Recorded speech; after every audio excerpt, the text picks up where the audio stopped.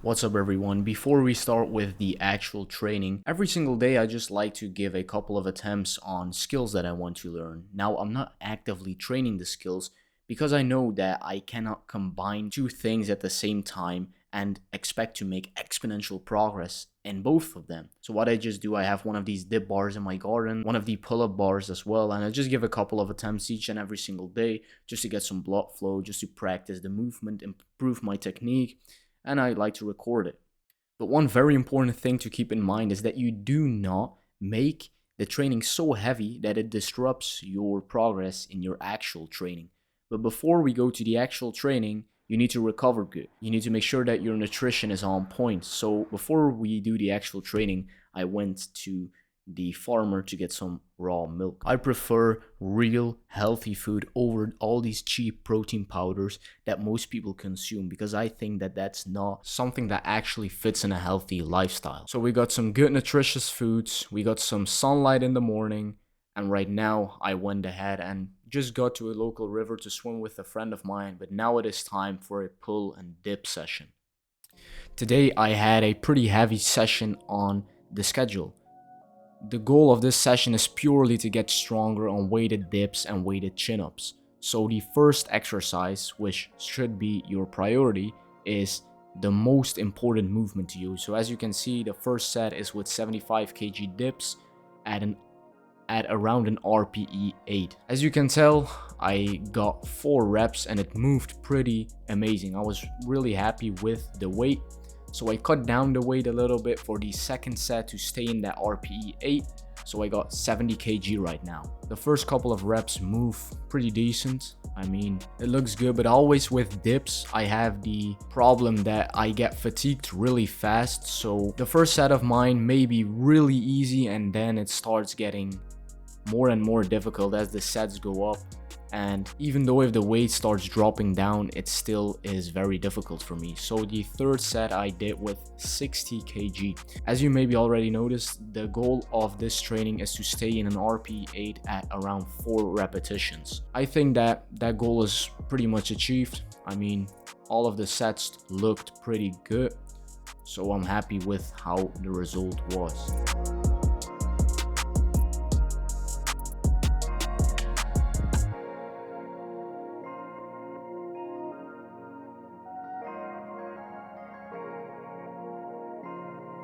As you can tell, one back off set with 57 kg for 6 reps instead of 4, just to get in a little bit more volume to build up the training volume whilst really increasing the weights weeks and weeks on.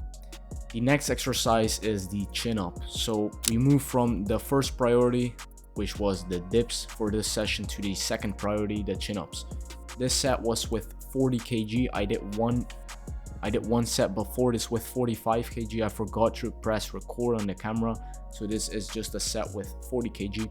The goal of this session was to do 3 sets of 5 reps in an RPE 8 as well for the chin-ups.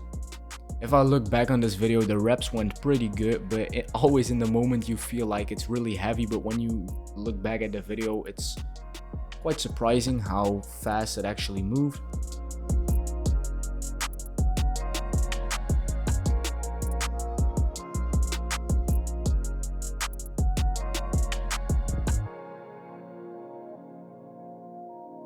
And right now we go ahead to the accessory work for the dips. As you can tell, I start off with a paused dip at the bottom. I did 3 sets of this, but it's just the same exercise the whole time, so I just cut through the sets. It was 3 sets of 6 reps at RPE 7 for the weighted paused dips. This is a very good exercise as well to build more strength.